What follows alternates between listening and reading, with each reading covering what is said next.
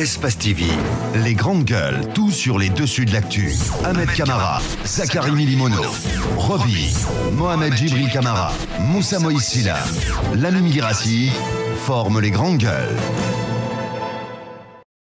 Bienvenue chez les GG ce mercredi matin. Merci de votre fidélité. Merci à vous qui nous regardez à l'international.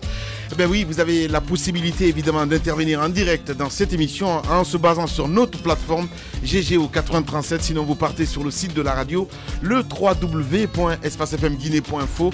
Un autre numéro de téléphone à votre service. Si vous souhaitez réagir en direct, le 00224 657 39 13 13. Avec plaisir, on va essayer de relayer vos messages en direct dans cette émission. Bonjour Ahmed. Bonjour Lamine. Bonjour à vous Moussa Moïse Silla. Bonjour. Bonjour Tamba. Bonjour Lamine. Bonjour à vous Roby. Bonjour. Voilà, mon cher ami Djibril, bonjour. Bonjour. Bienvenue à Boubacar Diallo, bonjour. Merci, bonjour. Voilà, allez. Mais avant de commencer cette émission, je voudrais que dans ce studio-là, que nous parlions d'un sujet qui me tient à cœur.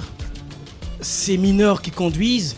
Hier, du côté de Nongor, un accident grave qui a fait tuer 4 enfants sur place, dont 2 à l'hôpital dans un état critique, parce que tout simplement, les parents irresponsables qui donnent des véhicules à des enfants de 11, 12, 13, 14, 15 ans et qui font les rallyes sur la route. Je pense qu'on a parlé de ce sujet-là ici. Les gens n'ont pas mesuré le drame qui était derrière tout ça. Hier, ce qui s'est passé du côté de Nongor était terrible. 4 enfants sont morts sur place dans un terrible accident de circulation. Et l'enfant qui était au volant, je ne pense pas qu'il ait 15 ans. Et selon les informations, cet enfant est un récidiviste parce que plusieurs personnes ont témoigné hier que la remarque a été même faite à ses parents pour leur dire que leur enfant conduisait très mal dans le quartier, dans la circulation. Ils n'ont pas mesuré le drame qui pouvait se passer. Hier, cet enfant-là est parti avec 3 de ses frères et de ses sœurs. Je pense que ce qui arrive est terrible. On pointe du doigt la responsabilité de la police, certes, qui ne fait pas assez dans le contrôle des permis de conduire et de l'âge des enfants qui conduisent, mais on tire aussi la responsabilité des parents qui, peut-être dans l'excès d'amour pour leur enfant, leur envoie tuer. Parce que je ne peux pas comprendre comment un parent peut donner une voiture à un enfant de 15 ans pour circuler. Cet enfant-là suivait son frère qui était dans un autre véhicule et qui était lui aussi en excès de vitesse. Donc, ils étaient dans un processus de doublage de plusieurs véhicules. En face, un autre véhicule, ils ont pris le caniveau et le véhicule est monté en l'air. Selon les témoignages, on a vu des enfants éjecter des véhicules en l'air. Sur place, il y a eu 4 morts. Je pense que ça doit parler aux parents. Ça doit sérieusement parler aux parents. Et je voudrais profiter de cette occasion pour dire qu'il y a un autre jeune qui s'est fait remarquer du côté de Nongor, qui a un Peugeot, une petite Peugeot, qui fait la même chose, qui prend ses copains dans la voiture et qui fait de l'excès de vitesse dans la circulation. Ça, ce qui s'est passé hier, ça doit parler aux parents. C'est terrible. Les grandes gueules, tout sur les dessous de l'actu. Ici, l'actu rime avec liberté de ton sur Radio Espace. Voilà, avec des images horribles hier sur Facebook. Franchement, c'est des images qui font très froid dans le dos. Ouais. Et je pense que Roby a raison en pointant l'irresponsabilité des parents. Je pense qu'il n'y a plus de débat là-dessus dans nos pays, en tout cas en Guinée. L'autorité parentale, c'est avilie, c'est affaissé et c'est complètement délité. Ouais. Je pense qu'à mon avis, pour parer quand même à ces accidents, à ces genres d'accidents qu'on constate couramment dans la circulation en Guinée, il faut que l'État joue son rôle, que l'État prenne ses responsabilités à travers ce service qu'on appelle la sécurité routière. Je pense que c'est cette sécurité routière qui doit vraiment pallier ce déficit-là, ce relâchement de l'autorité parentale. Ouais. Parce qu'à la base, Roby l'a souligné, les parents, peut-être par excès d'amour pour leurs enfants, ils ne prendront jamais de responsabilités, ils ne prendront jamais de garde-fous pour éviter que leurs enfants se mettent au volant. Je pense que il revient donc à l'État, à travers ses services compétents, de jouer ce rôle-là, de faire en sorte que des enfants, des mineurs ne se retrouvent pas au volant. Je pense que comme ça, j'ai vu Babacar Sarr qui pointait aussi le fait que ce soit un mineur qui était au volant. Je pense qu'il revient aussi à ces services de faire leur boulot. C'est tout. Voilà, c'est aussi simple que ça. Allez-y Moussa Moïse. J'espère que vous n'êtes pas un chauffard comme ces jeunes-là. Si, je suis un adepte de chauffeur. C'est grave. Hein. Oui. C'est grave. Voilà. Voilà. Écoutez, s'il vous plaît. Non, c'est sérieux ce qu'on dit là. Allez-y, Moussa. On parle de perte de vies humaines. C'est justement ce que je veux vous dire. Voilà, c'est très grave. Oui, Ahmed qui parle, c'est pas un exemple. Hein. Voilà. Je veux justement vous dire une chose. C'est parce que dans la société, on est sujet à des débordements que nous avons mis des principes qu'il y a des lois.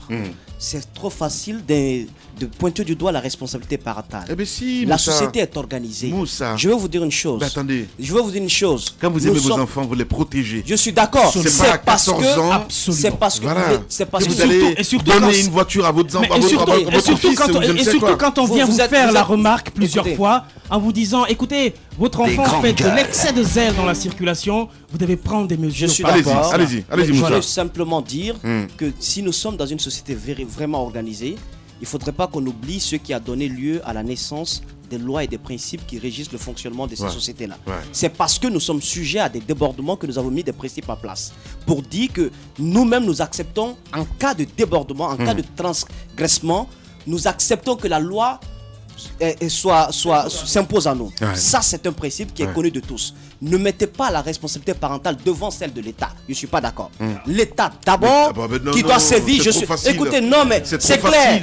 C'est l'État d'abord. C'est l'État d'abord parce que les parents et vous et moi, nous nous sommes mis d'accord pour voter des lois, pour appliquer des principes. Ces principes existent. L'État doit les faire respecter. C'est clair. Mais écoutez, moi je veux rappeler que lorsqu'un individu vient en société, le premier cadre qui le reçoit, c'est bien la famille. La famille, tant que cet individu est au sein de cette famille-là, il a la responsabilité de sa protection, la responsabilité de sa sécurisation revient à la famille. Mais du moment où cet individu sort du cadre familial et qu'il se retrouve en rapport avec les autres membres de la société, l'État est obligé d'intervenir. Ça, c'est le cadre de l'État. Et c'est justement dans ce cadre-là qu'ils se sont retrouvés. Pourquoi je ne veux pas pointer du doigt aujourd'hui la responsabilité parentale? Certes, ils ont une part de responsabilité dedans, mais c'est quand même un drame. Ils souffrent aujourd'hui. Ils ont perdu des enfants. Certainement qu'ils écoutent cette émission-là. Je voudrais leur dire du courage, mais c'est quand même une situation assez grave de laquelle les autres parents ont obligation d'apprendre. C'est là mon point de vue. Allez-y, Ahmed. Non, je pense que c'est parfaitement clair ce que Tamba a dit. Je suis dans la même logique. Je suis dans la même logique. Et je dis à Moussa que c'est vrai que les forces, que la loi doit sévir, mais ce que je veux rappeler, c'est que ces enfants, ce n'est pas. Alors, si tu fais ça, voilà quoi. Ce n'est pas le. Bien. On s'écoute là, c'est pas la pagaille là, c'est quoi cette histoire là? Allez-y Ahmed. Je peux continuer. Voilà. Alors je disais tout simplement que ce véhicule là, ce sont les parents qui l'ont acheté. Ces jeunes ont pris ce véhicule depuis la maison pour sortir. Je pense que s'il n'y a pas eu de contrôle depuis la maison, c'est normal, on peut sortir parfois. Vous sortez combien de fois dans la journée? Vous faites arrêter combien de fois par la police, ou le tronçon que vous utilisez? Parfois vous ne voyez même pas, vous ne voyez même pas de policiers, ou ils sont tout simplement en train de juste réguler la circulation. On appelle ça excès d'amour. Et ça se sent aussi sur Moussa Moïse.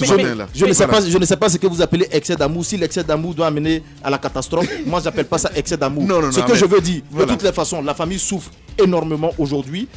Ce qui devait arriver est arrivé. Je pense que je pense que ce qui devait arriver est arrivé. Non. Allez, non, attendez. Vous allez le laisser continuer s'il vous plaît. Allez-y Ahmed Camara. Allez-y Ahmed. Ça devait pas arriver. Allez-y Ahmed. Écoutez. Oui, peut-être que je parle en tant que religieux. Même la religion ne dit pas ça.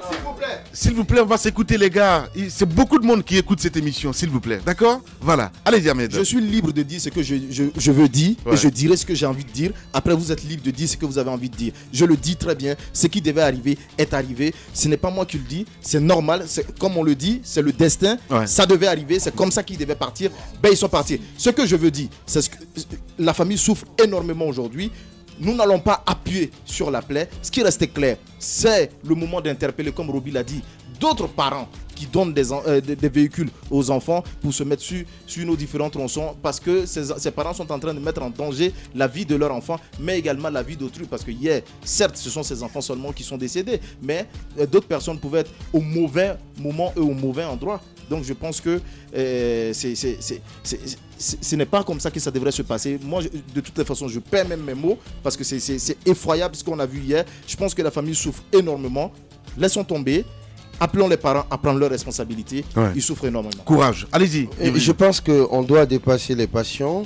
Je comprends Moussa quand il pointe du doigt la responsabilité de l'État. Je pense que quand il y a un accident de la circulation sur la route, la responsabilité de l'État est systématique. Il y a une présomption de responsabilité de l'État.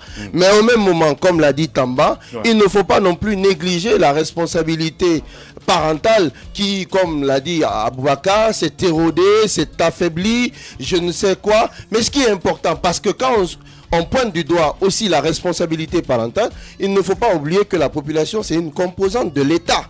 Donc, le fait que les parents apportent leur concours ne fera qu'aider l'État dans ses actions de régulation du comportement citoyen. Ce qui s'est passé est regrettable.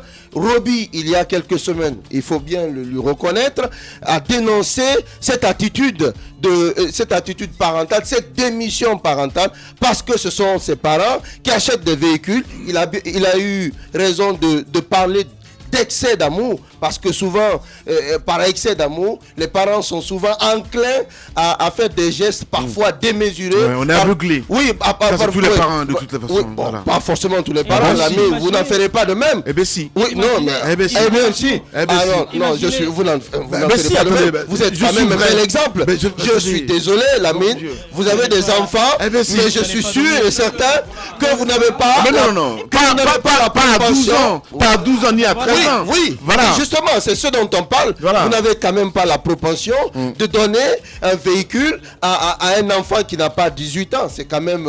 ça m'étonnerait de votre part. Allez-y, Roby. Mais épargnez-moi la mine de donner un véhicule à un enfant de 15 ans. Au-delà de ça, quel genre de véhicule donne-t-on à un enfant de 15 ans? Imaginez qu'on me parle de Lexus, qu'on me parle de Hyundai, des voitures de 6 chevaux. La marque n'a rien à voir de toute façon.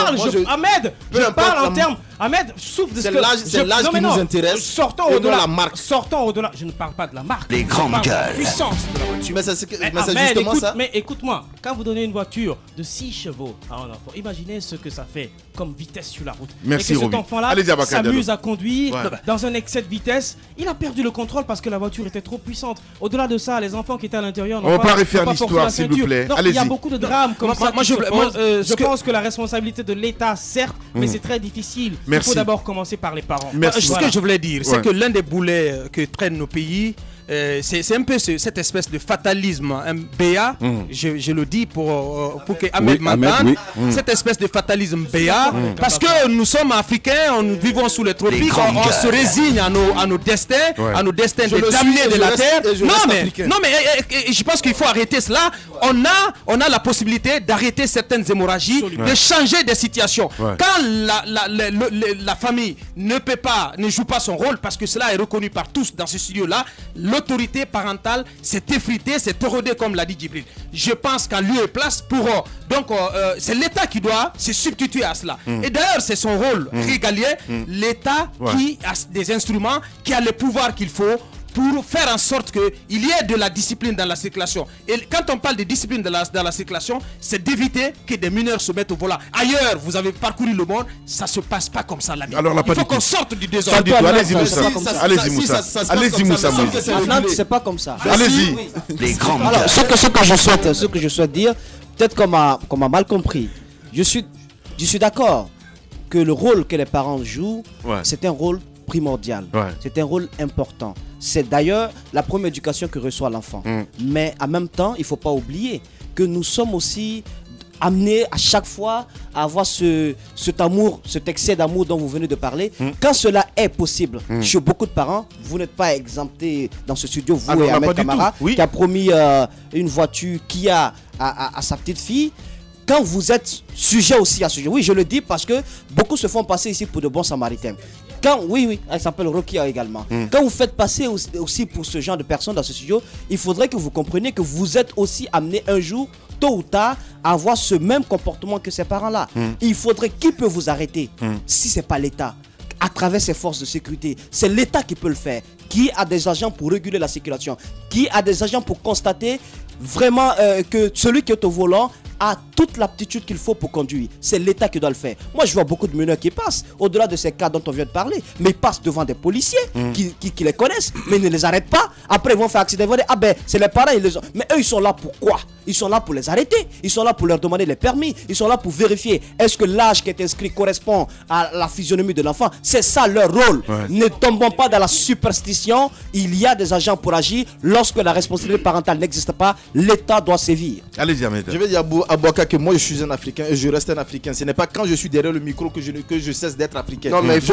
Allez, Djibril, s'il te plaît. Allez. Je peux continuer? Allez-y. Alors, je le dis et je le maintiens. Ce n'est pas une question de fatalité. Je dis bien que ce qui devait arriver est arrivé. Voilà. Laissons Ahmed dans son costume d'Africain. Mais ce que moi je voudrais dire, je voudrais quand même mettre à contribution les proviseurs, les surveillants, les professeurs des écoles. Qu'est-ce qu'ils ont à voir Non mais je viens, permettez-moi d'aller jusqu'au bout. Mais vas-y. Ces enfants sont dans les écoles. Si les parents ont démissionné, si l'État a démissionné, ces enfants viennent quand même garer ces voitures-là dans la cour de l'école. Je voudrais mettre leur contribution, je voudrais demander à ce qu'ils contribuent à réguler la situation. Mais oui, ils peuvent. Il faut que tu redescendes sur terre un petit peu. Non mais non, ils connaissent. Non, attendez, ils connaissent l'âge de leurs élèves. Ils peuvent sanctionner. Mais de quoi ils se mêlent? Ils peuvent participer à la sanction. Mais non, mais non, là je suis pas. T'as bien commencé, Roby, mais là t'es en train de déconner. Je pense que Roby est en train de faire d'une mouche un éléphant. Non, écoutez. Dites-moi le rôle de l'école, c'est quoi? Le rôle de l'école, c'est quoi? Voilà, je te laisse avec Guinée. Allez-y. Le rôle de l'école, c'est quoi? C'est donner un enseignement de qualité aux enfants, mais pas contrôler ce qui relève de la sphère. Oui, éduquer. Non, je suis désolé. Éduquer, ce n'est pas contrôler l'âge des enfants par rapport à un véhicule. Ce véhicule, regarde-le. Non, je suis désolé. Il y a des services de l'État. Écoutez, il y a une échelle de responsabilité au sein de l'État. On a parlé de la responsabilité parentale qui n'est pas à contester et qui s'est délitée, qui s'est périclitée. On est d'accord sur ce point. On a aussi parlé de la responsabilité de l'État parce qu'il y a des agents de l'État qui peuvent surveiller, qui peuvent contrôler l'âge de l'enfant par rapport au véhicule. Mais demander à un proviseur ou à un principal d'interdire des véhicules conduits par des enfants qui n'ont pas l'âge de 18 ans, écoutez, ce serait faire d'une mouche un éléphant. Permettez-moi. Attendez, nous sommes avec Djibril de toute façon. Ce n'est pas le rôle de l'école. Justement. Mais permettez-moi. Ce rôle est dévolu à d'autres services de l'État, c'est pourquoi il y a la sécurité routière.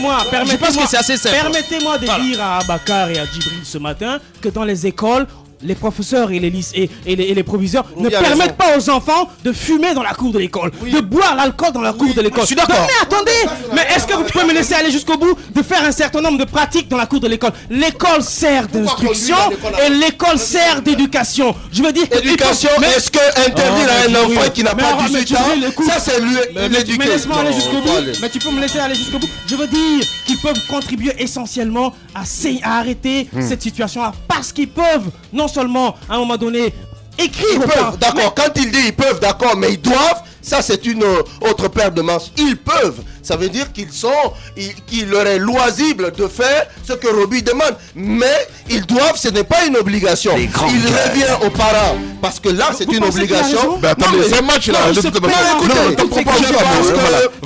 Les parents sont obligés d'assurer l'éducation des enfants en ce qui concerne la conduite, en ce qui concerne les véhicules, à leur remettre.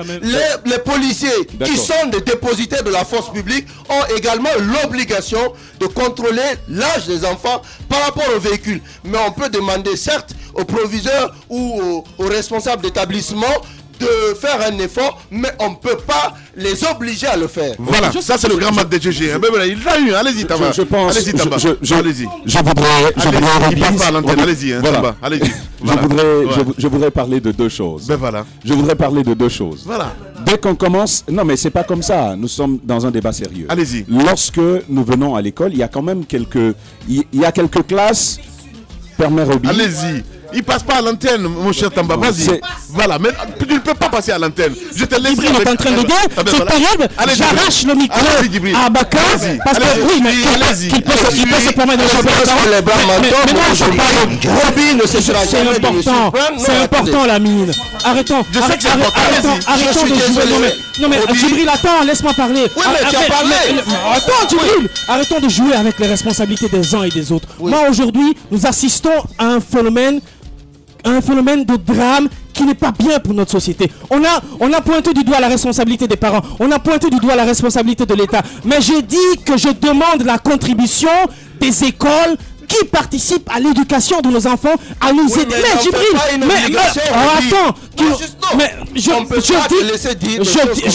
je dis encore une fois. Je dis encore une fois, et je répète mes mots, que j'en appelle à la contribution. Oui, ça c'est bon. Ça c'est bon. Là, je suis d'accord. C'est comme ça que j'ai dit. J'en appelle à la. Fait pas une obligation. Même si ça devait être une obligation, on doit le faire. Il y a une échelle de responsabilité dans un État. Franchement, je me tais. Ouais, mais il faut te taire. Parlons de ce sujet. Je trouve personnellement que tout ce temps qu'on a pris n'était pas très intelligent à ce débat. Je veux vous dire deux choses. La première, c'est que il y a que l'école participe à la formation citoyenne, même par rapport à la circulation routière. On sait par exemple que dans des cours, s'il vous plaît, on sait par exemple que dans des cours... Non, Robert, tu me laisses parler. Non, écoute... Je pense que quand on a des choses importantes à dire, dans ce studio, c'est bien que l'on s'écoute. Je vous écoute tout le temps, laissez-moi parler aussi. Là où nous sommes arrivés, il y a que l'école enseigne, par exemple, comment circuler dans la route. Ça, c'est une vérité. Ouais. Mais s'il faut que l'école remplace les services de sécurité, alors supprimons les services de sécurité. C'est quand même une observation à faire. L'école a son rôle à jouer jusqu'à un certain niveau. Par rapport à l'éducation routière, il y a cela, on le sait. Mais revenons à ce fatalisme d'Ahmed Camara. Ça n'aide pas la Guinée. Vous voyez même dans les manifestations politiques que nous observons, c'est très important de le dire, les manifestations politiques que nous observons, on tue des gens et qu'est-ce que les parents font? Les parents disent simplement, c'est Dieu. C'est ce qui devait arriver. Est-ce que ça devait arriver qu'une force de l'ordre... T'es un religieux quand même. Non, écoutez, ça dépend de quelle religion. Justement, je ne pense pas, je suis chrétien et je ne pense pas que Dieu dise à l'homme... Ouais. Je n'ai jamais vu cela et je ne vois pas Dieu dire à un homme, je t'ai donné de l'intelligence pour que tu fermes les yeux, pour que tu t'arrêtes et qu'une voiture vienne te tamponner. Ce n'est pas ce que la Bible enseigne. Et je refuse de croire qu'en religion, il y a cette forme de fatalisme-là. Dieu nous a donné de l'intelligence pour réfléchir. Sois toi-même, c'est très important. Justement, c'est ce que je suis en train de dire. En dehors du studio que tu deviens, je ne sais quoi exactement. Non, c'est ce que je suis. Sois toi-même. Écoute, Lamine, si tu comprenais je comprends très bien ce que tu dis. Tu me soutiendrais dans cette démarche-là. Écoutez, voici ce que je pense. Bien. Voici ce que je pense. Sois toi-même. Là, nous irons tout à l'heure en religion. Jésus a dit, sois toi-même. Dieu, écoutez, laissez-moi parler. Voilà. Dieu crée l'homme à son image. Bien. Ça veut dire quoi? Ça veut dire que l'homme vient avec de l'intelligence. Bien. L'homme vient avec la possibilité de choisir entre ce qui est bien ou pas. S'il ne le fait pas, c'est lui-même qui est coupable de ce qui lui arrive. Merci beaucoup, Tamba. Allez, bienvenue chez les GG. Politiciens véreux, fonctionnaires corrompus, promoteurs immobiliers voyous, justice passive. La Guinée devient-elle mafieuse? Les grandes gueules d'Adafo Média ne lavent pas plus blanc, mais vous permettent de défendre votre pays en vous informant. Avec les grandes gueules d'Adafo Média, dénoncez les turpitudes, nous garantissons le secret des sources. Envoyez vos documents à espacefmguinée.info, rubrique Contact. Les grandes gueules d'Adafo Média ou le socle de la liberté d'expression en Guinée.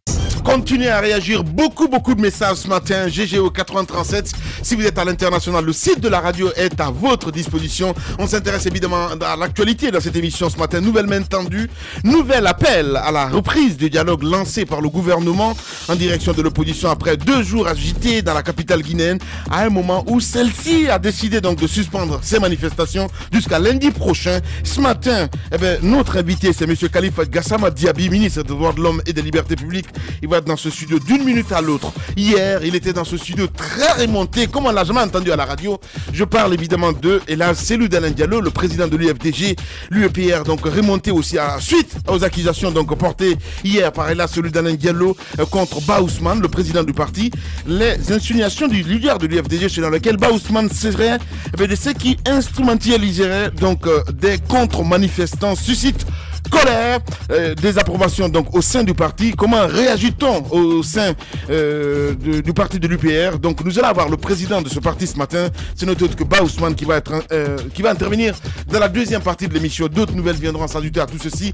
On va s'intéresser entre autres à la coordination, où de ce côté, Aboubacar Diallo nous dit, en 2 jours, le monsieur il est vraiment actif. La coordination sur la voie à saluer. Démagogie. Eh bien oui, ce matin chez les GG, on s'intéresse là-dessus. Tout ceci, c'est dans moins de 3 minutes chez les GG. Les grandes gueules. Tout sur les dessous de l'actu. Ici, l'actu rime avec liberté de ton sur Radio Espace. Et c'est jusqu'à 10h30, ce mercredi matin, vous le voyez à l'écran, notre invité évidemment, Monsieur Khalifa Gassama Diaby qui s'installe dans ce studio pour le plaisir. On continue avec vos messages, beaucoup de réactions ce matin. Bonjour Lamine. Alors, l'article 170 du code de l'enfant guinéen responsabilise les parents dans la surveillance, la garde, la protection de l'enfant. Eh bien, cette ignominie d'hier n'est imputable qu'aux parents et en partie l'État à travers la police. C'est dommage pour le pays. Kierno Sala, donc, qui nous envoie ce message en direct. Bien analysé ce matin, franchement, chapeau. Allez, cet autre auditeur aussi qui s'intéresse à l'émission ce matin, salut les GG. Cet accident malheureux est le fruit de manque d'éducation civique que nous subissons dans notre pays. Que leur âme repose en paix. Mohamedou Diana Kaba qui nous envoie ce message en direct. Nous avons aussi cet autre message. Pas d'accord avec Moussa, la responsabilité parentale est primordiale. On ne laisse pas des gosses sans permis conduire. Et oui, condoléances aux parents quand même qui souffrent. Aujourd'hui, c'est ST qui nous envoie ce message en direct. On reste là-dessus avec ce autre message. Voilà, il faut appeler Monsieur Georges Faragé Tunkara qui a écrit un livre sur la délinquance. Dans ce livre, il parle des responsabilités parentales et de l'État. Fatoumata Keïta de guinématin.com qui nous envoie ce message en direct. Continuez-vous à réagir. Vous voyez notre invité qui s'installe à l'instant T, évidemment le ministre des Droits de l'Homme et des Libertés Publiques, Monsieur Khalifa Gassama Diaby. On le disait tantôt, voilà, nouvelle main tendue. Donc, appel à la reprise du dialogue lancé par le gouvernement en direction de l'opposition après 2 jours agités dans la capitale guinéenne. À un moment où celle-ci donc a décidé de suspendre ces manifestations jusqu'à lundi prochain. En plus du bilan humain et matériel donc assez considérable, il faut dire que les droits de l'homme ont pris un sérieux coup eu regard donc aux violences enregistrées ici et là. Que faut-il retenir de cette opération politique, de cette accusation politique? C'est la grosse question que nous nous posons ce matin. Le ministre, il est dans ce studio avec nous. Un peu plus tard, nous allons essayer d'appeler aussi Ba Ousmane, apparemment qui est très remonté, nous dit-on. Monsieur le ministre, bonjour et bienvenue chez les GG. Voilà le micro, Moussa, est-ce que vous pouvez le micro, voilà, le micro. Merci d'être venu au compte de cette émission. Voilà, la Guinée a enregistré ces derniers jours quelques manifestations ici même à Conakry. Vous étiez sur le terrain également pour rencontrer ces manifestants. Qu'est-ce qu'on peut globalement retenir côté droits de l'homme? Voilà, j'ai envie vraiment, sans te couper, mais d'abord savoir, monsieur le ministre, on vous sait dans les médias, ce moment, depuis un moment, on ne vous entend plus. Pourquoi ce silence? Je pense qu'on a aussi les aléas de la vie privée, de la vie familiale. Et puis, il est vrai que quelquefois, on a envie de prendre du recul. Surtout dans un contexte où évidemment la situation est devenue très compliquée. Lorsque on sait une lassitude quelque part. On dit vous êtes déçu. Voilà, justement. Vous avez l'air d'être abattu par la situation. Justement. Oui, vous allez parler de l'autre micro s'il vous plaît, mon grand. Voilà, c'est plus simple. Allez-y, monsieur le ministre. Non, écoutez, bon, évidemment, je suis un être humain. Il y a quelquefois, on a envie de se reposer. D'accord. Lorsque inviter le ministre des Droits de l'Homme devient soit un piège, soit un théâtre, il prend du recul. À ce point? Parce que dans votre propre camp? Non, partout. C'est le pays qui est ainsi. Les uns attendent de savoir s'il est encore ce traître à son camp. Et les autres attendent de savoir s'il va cogner. S'il ne cogne pas fort, on se dit est-ce qu'il n'a pas renoncé à ses convictions? Est-ce qu'on ne l'a pas dit de se taire? Et s'il dit ce qu'il pense, d'autres disent il n'est pas avec avec nous. Donc de temps en temps, on se repose, on a tous une âme. La fatigue nous guette tous. Finalement, diriger dans ce pays, c'est une espèce de marteau et de l'enclume. Déjà, fondamentalement, gouverner partout dans le monde est une charge difficile. De toute façon, en plus, nous condoléances, on sait que vous avez perdu votre maman. C'est surtout la raison fondamentale. Justement, peut-être c'est ça la raison fondamentale. Voilà, donc autre chose, quand revenons-en au sujet de la question d'Ahmed, bien entendu, par rapport aux manifestations de ces 2 derniers jours, on a envie de comprendre comment vous avez vécu ces 2 journées. Quel a été votre rôle? Écoutez, quand on est ministre des droits de l'homme et quand on est responsable public ou politique, voir nos concitoyens dans la rue, même si manifester est une liberté constitutionnelle, et nous savons très bien que nous sommes dans un contexte social où la culture démocratique n'est pas intégrée par nos concitoyens, c'est toujours perçu comme une forme d'échec. Puisque évidemment les manifestations débouchent sur des violences et que les violences sont toujours génératrices de violations des droits de l'homme. C'est un échec, c'est une peine, c'est une tristesse, mais hélas, c'est aussi une charge pour nous, un devoir de continuer à œuvrer pour que manifester demeure un droit fondamental, mais que cela se fasse évidemment dans le respect de la loi, du droit des uns et des autres. Voilà. Allez, quel bilan peut-on dresser de ces 2 jours? Parce qu'on sait que ces 2 jours ont été émaillés de beaucoup d'incidents, de beaucoup d'actes de violence. Sur le plan des droits de l'homme, quel bilan peut-on dresser, monsieur le ministre? C'est un bilan négatif.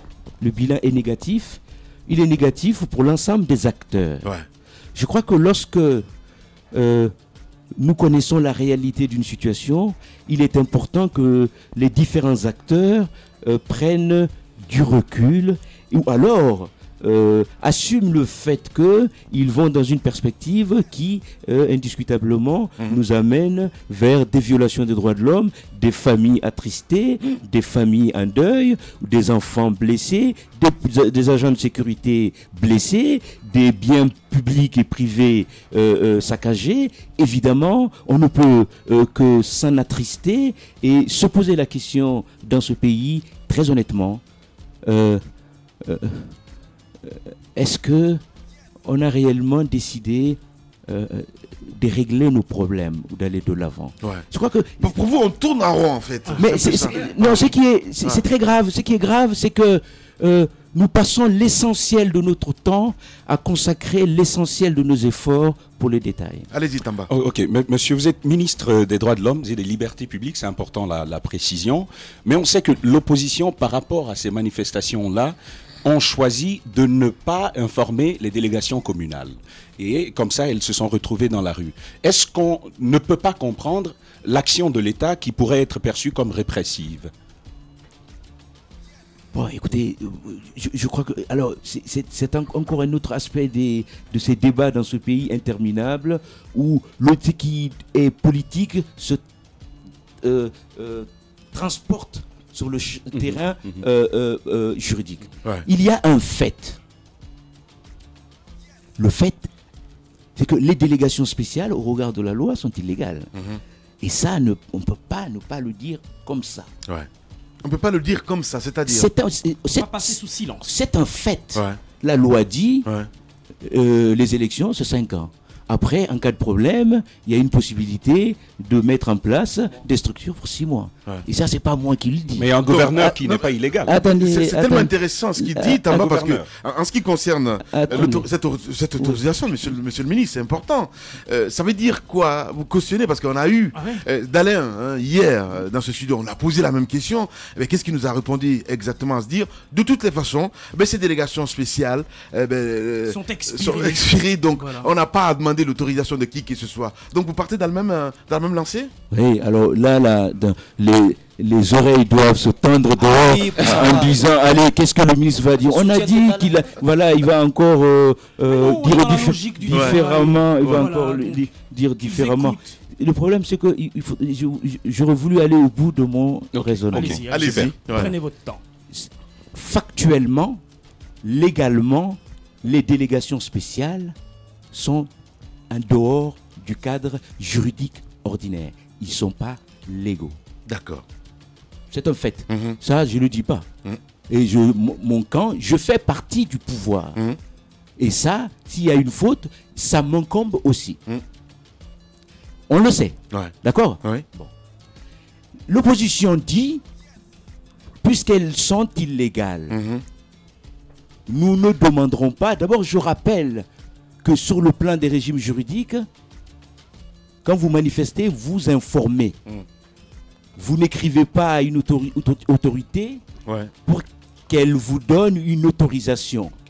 La puissance publique peut estimer, pour des raisons objectives, de ne pas permettre une manifestation parce qu'il y a un risque sérieux et grave de trouble à l'ordre public. Mais au départ, c'est un régime d'information.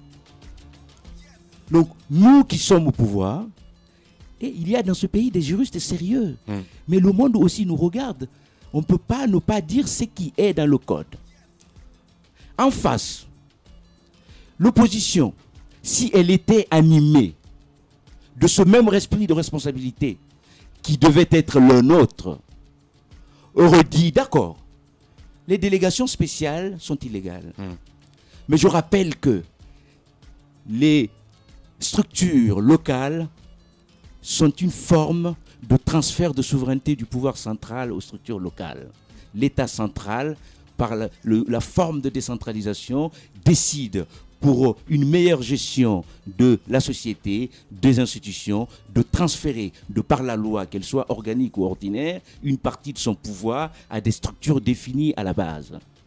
Donc, si ces structures à la base ne sont pas légales, la bonne foi de l'opposition aurait été d'écrire au gouverneur et au ministre de l'administration du territoire en disant « Nous vous informons, vous, parce que vous êtes du pouvoir central, nous n'informerons pas les délégations spéciales parce que nous considérons. Et moi, il ne m'appartient pas. » Je suis d'accord avec ça, monsieur le ministre, mais qu'est-ce que disent les textes? Mais les textes disent il faut écrire aux délégations spéciales. Si les délégations spéciales sont de l'avis de l'opposition défaillantes, et je dis que légalement, elles sont en dehors du temps légal. Si elles sont de l'avis de l'opposition défaillante, le pouvoir central se substitue à la défaillance des délégations spéciales. On aurait pu écrire, ne serait-ce que parce qu'on veut prouver sa bonne foi, d'écrire au ministre de l'administration du territoire, au gouverneur qui fait ici œuvre de préfet, si c'était dans les préfectures au préfet, en disant « Nous vous informons, vous, que nous comptons manifester, nous ne le ferons pas pour les délégations spéciales parce que nous considérons qu'elles sont illégales. » Il ne m'appartient pas à moi de nier un fait qui est là.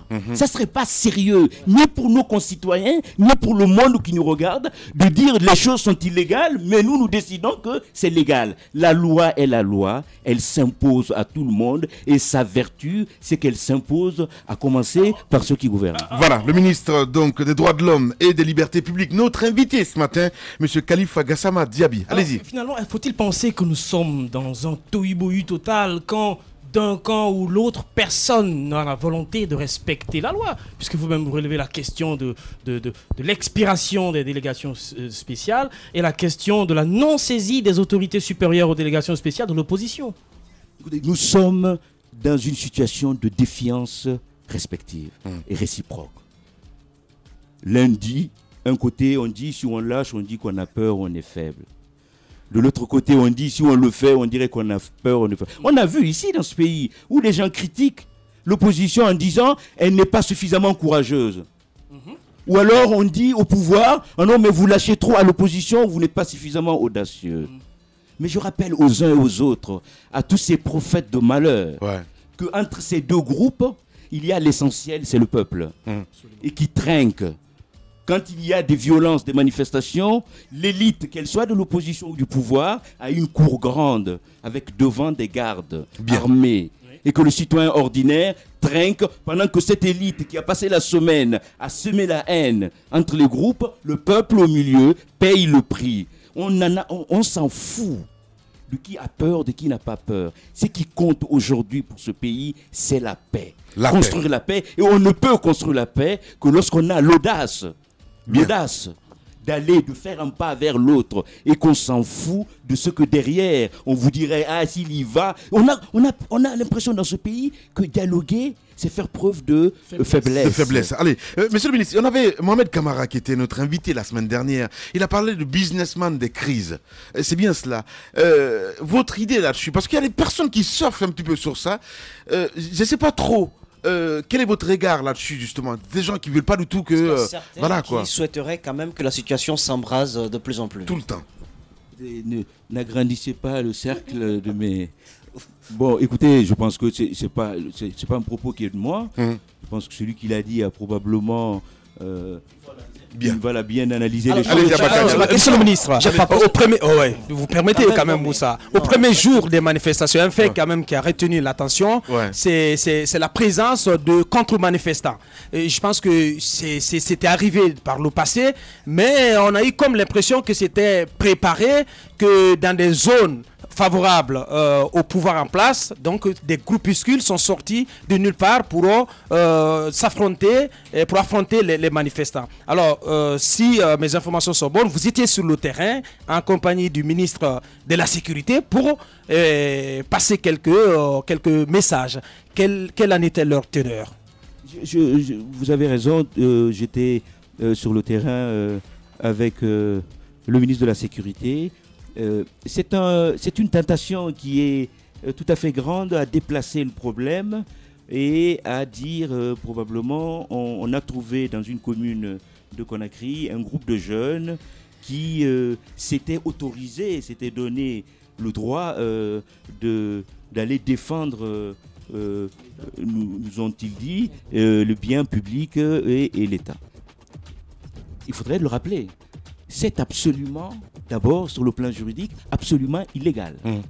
Il appartient exclusivement aux services de sécurité de défendre l'ordre public, les biens privés et les biens publics. Nous avons dit à ces groupes de jeunes que rester sur place, c'est déjà se placer en situation d'illégalité et qu'il faut, dans ces propos juridiques, il faut tenir la fermeté de la loi, aussi bien vis-à-vis de ceux qui manifestent et que ceux qui ont la tentation de s'autoriser parce qu'ils estiment qu'on attaque leur camp politique, d'aller, je ne sais, défendre quel bien public ou bien privé. On n'a pas le droit de se comporter ainsi, et je crois que cette parole a été portée par le ministre de la Sécurité et par moi-même, et les groupes qui étaient dans cette commune ont très vite compris qu'ils étaient dans une situation où évidemment nous étions déterminés, s'ils ne comprenaient pas, à faire en sorte qu'ils soient évacués mani militari de cette enceinte publique,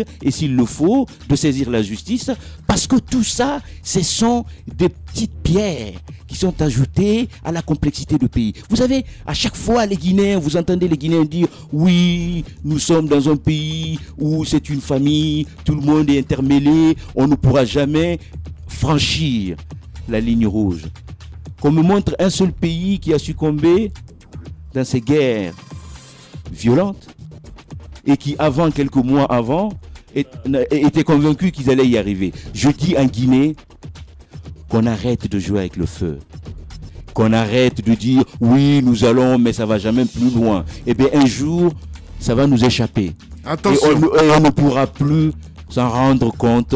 Et je dis qu'il faut que dans ce pays, on accepte une chose et que le travail de fond doit être fait de façon sereine et que les uns et les autres nous prenions du recul. Comme le disait, plus on est près du problème, plus parfois la solution devient floue. Il faut qu'on prenne du recul et qu'on évite ce rapport de force, de défiance, en disant vous n'avez pas peur, j'ai pas peur, on va voir qui va gagner, qui va perdre. Eh bien, personne ne gagne, personne ne perd. Il y a une seule entité qui perd. C'est la Guinée, tout simplement. Voilà, monsieur Khalifa Gassama Diaby, notre invité ce matin, mesdames et messieurs. Ben oui, on va revenir dans un instant avec vos questions, entre autres, toute l'équipe des GG. Et on va essayer de s'intéresser aussi à l'UPR. Oui, là de ce côté, eh bien, Ousmane n'est pas content parce que Kotosé hier a clashé. Voilà, pour parler plus français. Allez, on se retrouve dans un instant sur Espace. Politiciens véreux, fonctionnaires corrompus, promoteurs immobiliers voyous, justice passive. La Guinée devient-elle mafieuse ? Les grandes gueules d'Adafo Média ne lavent pas plus blanc, mais vous permettent de défendre votre pays en vous informant. Avec les grandes gueules d'Adafo Média, dénoncez les turpitudes, nous garantissons le secret des sources. Envoyez vos documents à espacefmguinée.info, rubrique Contact. Les grandes gueules d'Adafo Média ou le socle de la liberté d'expression en Guinée. Les grandes gueules. Tout sur les dessous de l'actu. Ici, l'actu rime avec liberté de ton sur Radio Espace. Voilà, continuez à réagir, un GG au 8037, le numéro de téléphone aussi s'affiche juste en bas de l'écran. Vous avez la possibilité évidemment d'intervenir via notre site internet, le www.espacefmguinée.info, avec plaisir. Voilà, le ministre Khalifa Gassama Diaby, notre invité ce matin. Nous allons continuer le débat dans un instant. Vous rappelez aussi, dans la deuxième partie, dans un quart d'heure exactement, on va essayer d'appeler aussi Ba Ousmane. Il est le président de l'UPR. Et bien voilà, on va revenir longuement sur cette actualité aussi. Hein. L'UPR donc remonté suite aux accusations portées hier par Elhadji Cellou Dalein Diallo contre Ba Ousmane, le président du parti que nous allons écouter dans la deuxième partie de l'émission. On ne peut pas lire vos SMS parce qu'il y a un problème de connexion avec MTN ce matin, donc c'est un peu compliqué à la fin du compte. Allez, on continue le débat avec le ministre.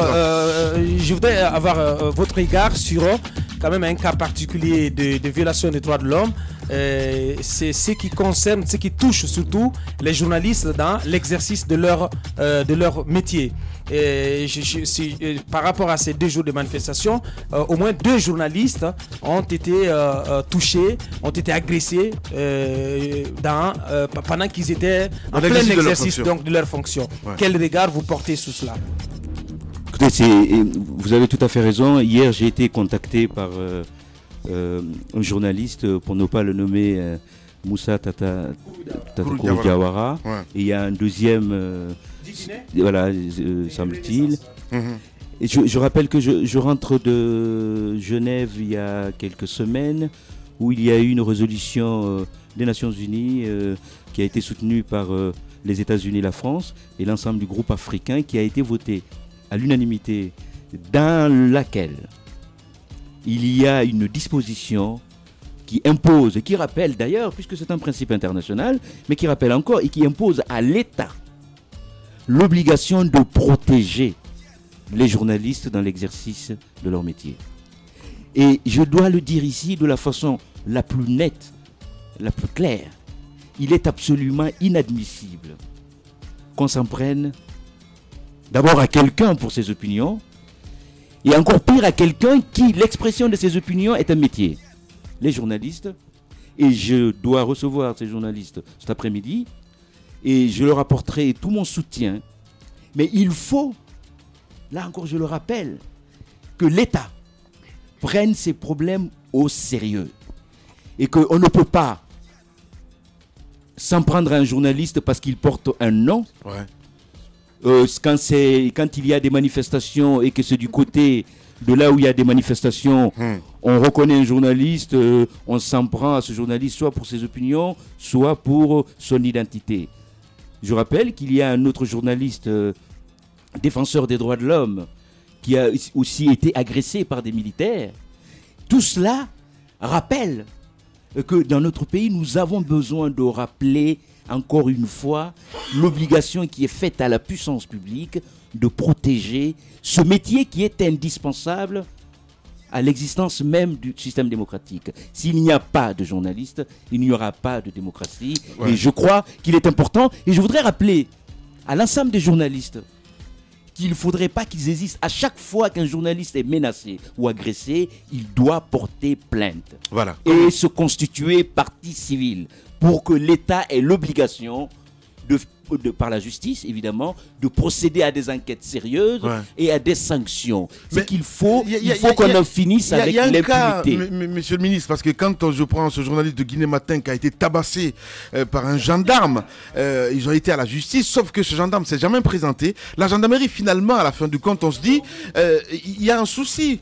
quelque part, le haut commandement de la gendarmerie n'a pas bougé la main quelque part de mettre ce gendarme à la disposition de la justice. Aujourd'hui, ce procès, pour l'instant, on ne parle pas du tout. Il a été condamné, mais sauf que le monsieur, on ne le voit jamais. Je parle de ce gendarme-là. Votre avis là-dessus? Parce que s'il faut porter plainte et qu'il n'y a pas de suite après, ça devient très compliqué. Je ne sais pas qu'est-ce qu'il fait, le général Baldé, dans ce sens-là, monsieur le ministre. C'est extrêmement grave. Je pense que les gendarmes sont là pour respecter la loi, mais si c'est le premier à violer, là, ça devient très compliqué.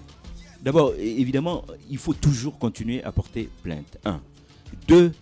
Ce que vous m'expliquez, si c'est le cas, c'est absolument inadmissible. Ben oui. Et je dis,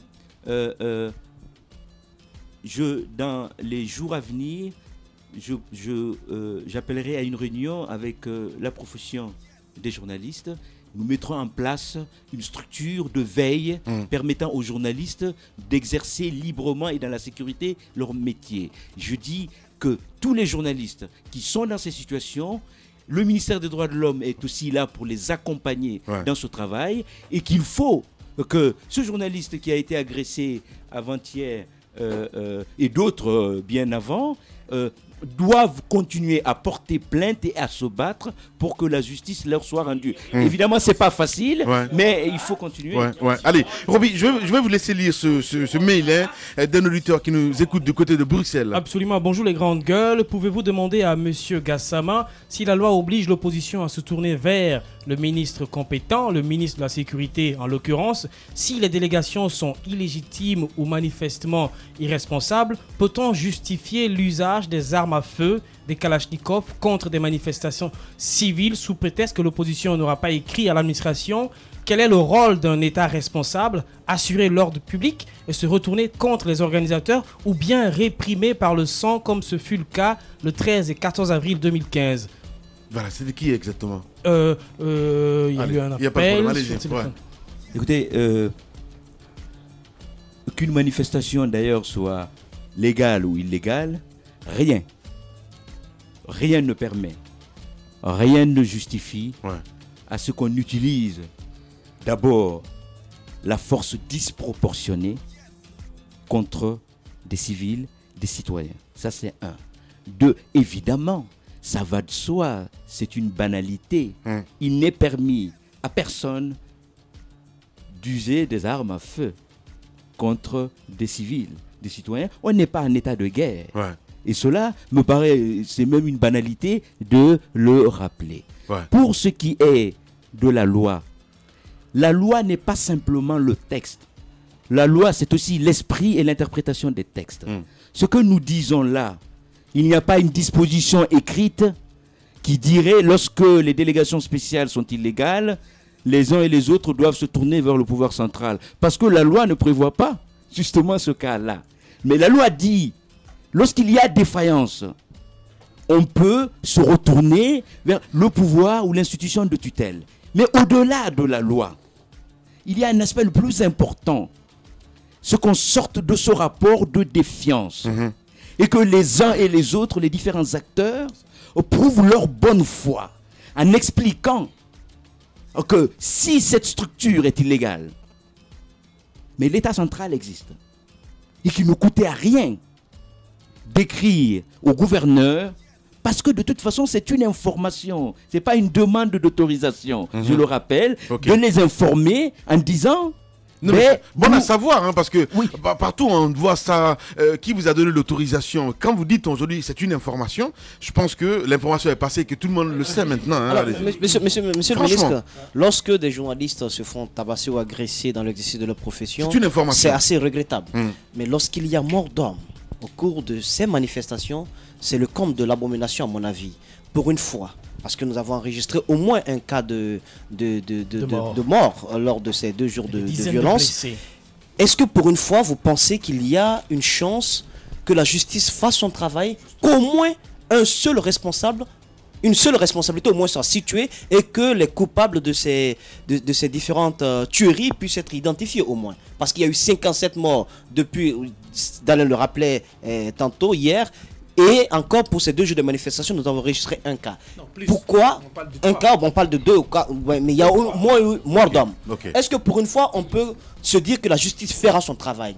Et derrière, comment vous pouvez amener cette justice aussi à agir pour que les familles qui se sentent vexées, frustrées, parce que c'est le cas sur l'axe, on n'a pas vu de stigmatiser qui que ce soit, mais là, les familles se sentent abandonnées par l'État. Ben oui, complètement. C'est un autre pays, hein, il faut le dire. Non, touchons la plaie. C'est important. Pour corroborer avec la question de Moussa, parce que quand vous prenez l'axe là aujourd'hui, ils sont coupés de tout. Il n'y a pas d'électricité, il n'y a pas d'eau, rien du tout. Et ça devient aux vendeurs d'illusions. Ils viennent leur dire, vous ne pouvez pas faire confiance à cet État, à ce gouvernement. C'est eux qui tuent vos enfants à travers les forces de l'ordre. Faites-nous confiance, nous politiques, nous on peut vous donner un avenir plus radieux.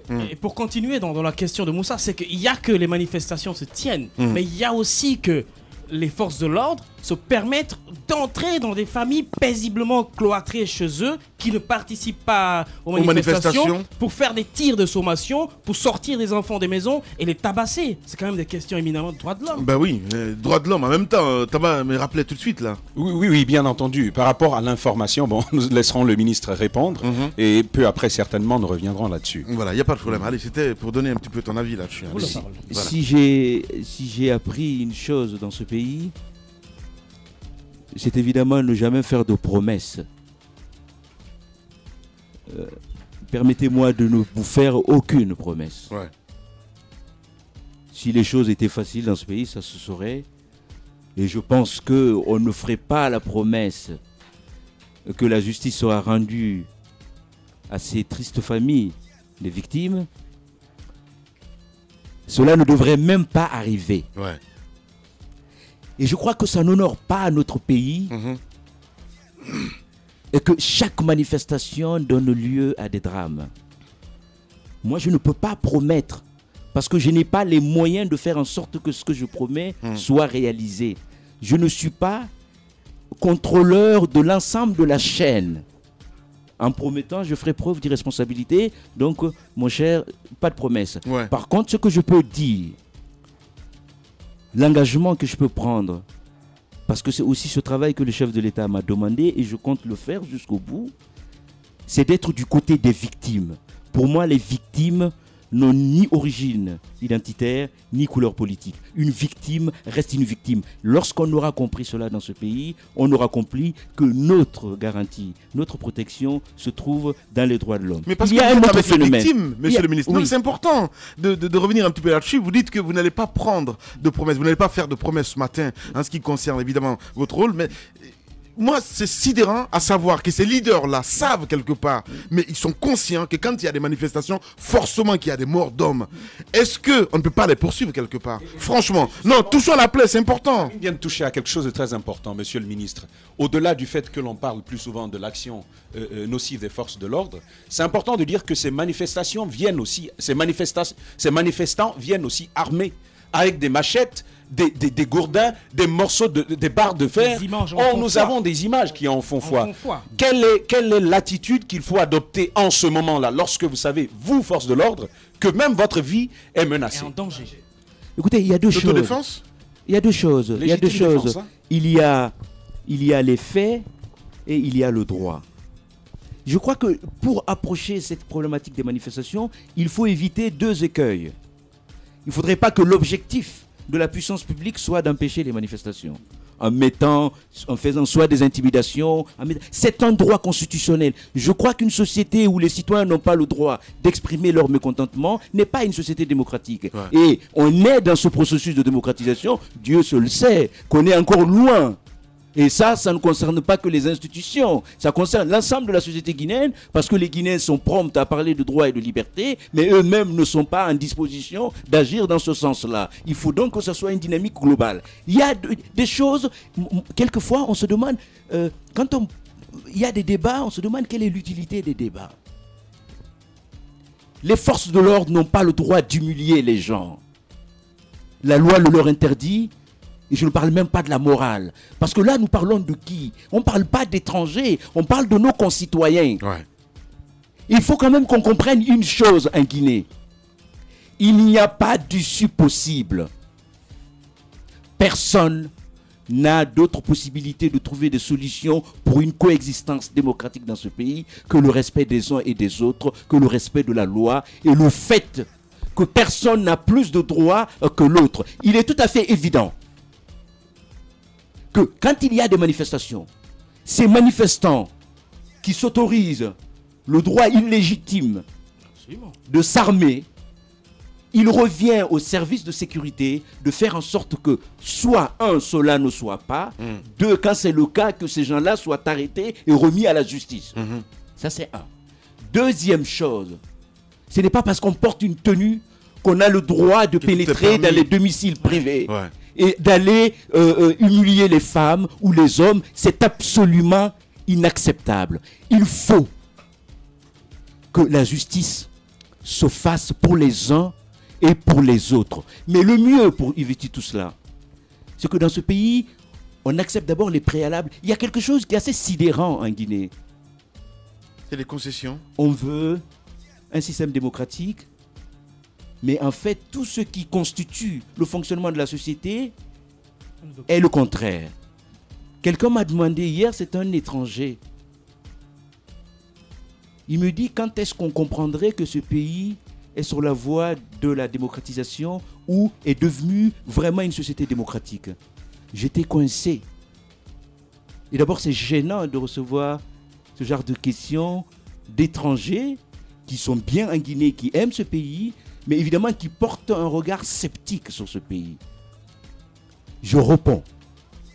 Ce pays deviendra un pays normal lorsqu'un Malinké se battra pour qu'un Peul soit président. Lorsqu'un Soussou se battrait pour qu'un Forestier soit président. Tant que dans ce pays, les Peuls penseraient qu'ils ne seraient protégés que lorsqu'un Peul sera président, on ne serait pas en démocratie. On ne serait pas en république. Tant que dans ce pays, un Malinké penserait qu'il ne serait mieux protégé et qu'il ne pourrait bénéficier mieux de son droit que lorsque le président est de son ethnie, on ne serait ni en république ni en démocratie. Il faut qu'en Guinée, le débat doit être sérieux. Qu'on sorte de ces débats formels ou de ce qui consiste à dire en martelant, choisis ton camp. Si tu n'es pas avec moi, tu es contre moi. Moi, il faut qu'on pense d'abord à ce pays. Les jeunes qui n'ont pas d'emploi, les femmes qui sont dans des situations de misère, le pays qui est dans un état avec la crise sanitaire. Et puis qu'est-ce qu'on voit? On voit dans les différents camps des prophètes du malheur et de la violence et qui nous font croire que la solution ne se trouve que dans la violence. Si la solution était dans la violence, on l'aurait su.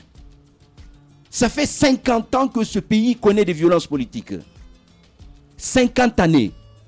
Si la violence, se taper dessus, dire que l'autre est le plus mauvais, dire que pour arriver, il faut qu'on tape sur l'autre, qu'on insulte l'autre. Si cette violence-là était l'issue, je peux vous assurer que tous les pays du monde seraient sortis du problème. Il faut rappeler à nos concitoyens que ce pays-là, nous ne pouvons régler les problèmes de ce pays que lorsque nous aurions fait des droits de l'homme un élément du dispositif de solution globale.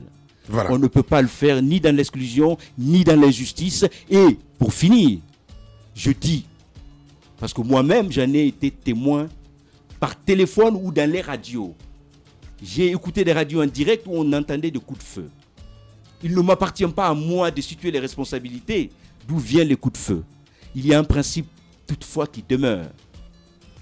Soit nous sommes dans un état, et si c'est le cas, il revient au service de sécurité de nous dire d'où viennent ces coups de feu.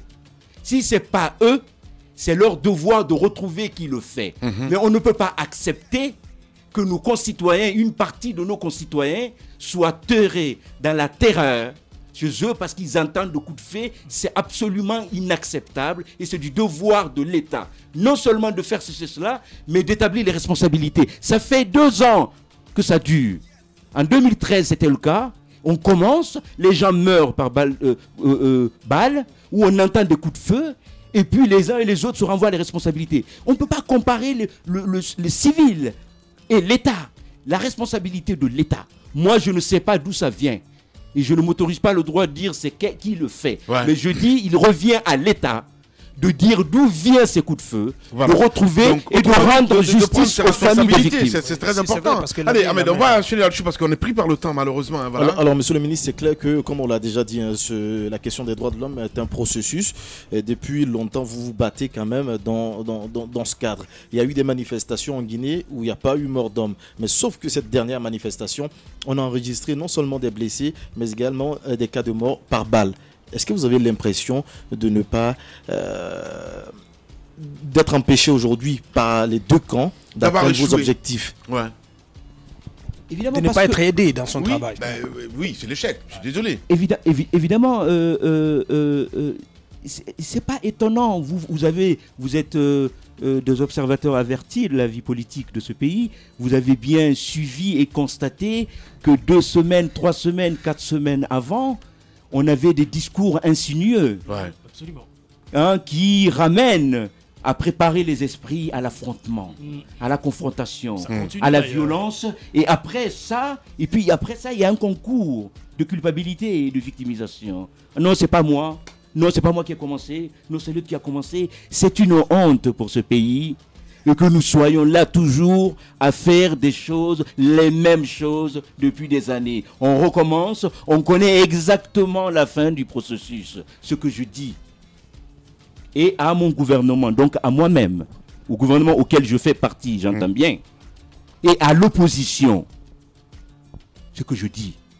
Si quelqu'un a la preuve que c'est par la violence qu'on réglera les problèmes de ce pays, moi je veux bien que cette personne vienne me prouver. C'est que la violence, la seule chose que la violence donne à ce pays, c'est encore une déchirure sociale, c'est encore des tristesses dans des familles, des personnes blessées, que ce soit des forces de l'ordre ou des civils, des personnes décédées, et qu'après, on revient encore à la base pour essayer de savoir si on dialogue ou on ne dialogue pas. Il faut le dialogue politique. Bien. Il faut que les gens aillent autour de la table et qu'il n'y ait aucun sujet tabou. Vous avez lâché que tous les sujets soient sur la table de négociation et que d'abord, que ça soit un dialogue sérieux. Voilà. Et que le but du dialogue ne soit pas de piéger l'autre et que le but du dialogue ne soit pas de jouer sur le temps et que le but du dialogue soit de faire avancer ce pays parce que pendant qu'on est en train de nous empêtrer dans ces futilités, le pays s'enfonce. Les Guinéens ont besoin de vivre dans la dignité, ils ont besoin d'eau, d'électricité, dans la quiétude, la sécurité, la justice. Il est de la responsabilité des différents acteurs concernés, y compris moi, bien entendu, à travailler pour que le dialogue ne soit pas un mot de marketing. Il faut qu'on aille à un dialogue sérieux. Il n'y a pas d'issue au dialogue. Mais est-ce que finalement on n'a pas l'impression que je vous laisse continuer, mon grand. Juste ce message de Domani Doré, pour une fois, il y a un soutien, voilà, c'est important. Dieu vous garde, monsieur le ministre. Le Guinéen a besoin qu'on lui dise la vérité crue. Comme vous le dites, comme vous le faites ce matin. Merci, monsieur le ministre. Donc je disais, monsieur le ministre, vous avez lâché le mot, c'est le mot dialogue, parce que tout tourne finalement autour de cela, et on a l'impression qu'on est qu'on est en train de s'amuser, et qu'on est en train de jeter une grosse poudre dans les yeux du peuple, qui est finalement pris en otage. On est dans un cycle de dialogue, on n'en sort jamais, les résolutions qui les sanctionnent ne sont jamais appliquées. À nouveau, le gouvernement tend la main à l'opposition qui pose ces préalables. Parce que s'il y a ces tumultes politiques aujourd'hui, c'est qu'il y a un enlisement sur le plan politique. Comment en sortir? Quelle est votre solution? Je crois que, quelquefois, effectivement, il est difficile d'avoir dans son schéma une solution aboutie. Ce que nous disons et ce que l'ensemble des Guinéens pensent, et d'ailleurs, dans ces mêmes camps, quand vous prenez le pouvoir, vous avez des gens, et je ne suis pas le seul, qui se battent dans le sens de ce dialogue, mais en respectant son interlocuteur, en ne le prenant ni pour un gosse, ni pour un idiot, ni pour un naïf, en allant vers un dispositif de dialogue qui soit un dialogue sérieux. Parce que la question que nos compatriotes commencent à se poser, c'est de se dire, pour qui se battent-ils? Parce que si vous vous battez pour les fourmis, c'est pas la peine de leur danser dessus. Est-ce qu'ils se battent pour le peuple ou alors on se bat pour des intérêts? Si c'est pour le peuple, Vous croyez quoi? Que ceux qui sont du côté du pouvoir ou de l'opposition, croyez qu'ils sont dans des conditions de vie dignes? Ils n'y sont pas, la grande majorité. Le dialogue doit commencer, comme vous le dites, il faut un dispositif de dialogue sérieux et je crois qu'il faut en finir. Et ça, je m'adresse à l'opposition. Je crois que préalable ou pas préalable, il faut aller autour de la table. Laissez-moi finir, c'est très important ce point. Il faut aller autour de la table. Sans préalable. Sans préalable. Sans préalable, à condition qu'il n'y ait aucun sujet tabou pour la discussion. Et que l'objectif du dialogue soit sérieux. Soit sérieux et que les conclusions du dialogue soient vraiment appliquées. Et je crois, et je suis convaincu que l'opposition l'entendra. Voilà. Je suis convaincu que nos responsables politiques finiront par aller autour de la table. C'est qu'il faut qu'on évite de faire payer le prix de l'impasse à nos concitoyens avant de finir autour de la table, parce qu'il n'y a pas d'issue au dialogue. Il n'y en a pas. Si on veut, ou alors on arrête le dialogue, on se tape dessus. Voilà. Lorsqu'on aura fini et que quelqu'un nous dira qui a gagné, personne dans ce pays, je dis bien personne, aucun camp ne gagnera dans le mépris ou par le mépris, par la violence ou dans la violence. Aucun. Il faut qu'on se retrouve autour de la table et qu'on fasse en sorte que les différents acteurs aient confiance à ce processus global et que les différents acteurs, dans le respect, dans la sincérité, un dialogue rigoureux si on veut que ce pays aille de l'avant. Voilà, monsieur le ministre, en tout cas, merci beaucoup d'être passé dans cette émission. Je suis obligé vraiment de l'entendre parce que de toute façon, ça passe pas à Conakry. En ce moment, je parle de l'antenne d'espace, évidemment. Colomba a repris le relais. Grand merci à vous, téléspectateurs. On va se retrouver demain pour un autre numéro des GG. Passez une excellente soirée. Au revoir.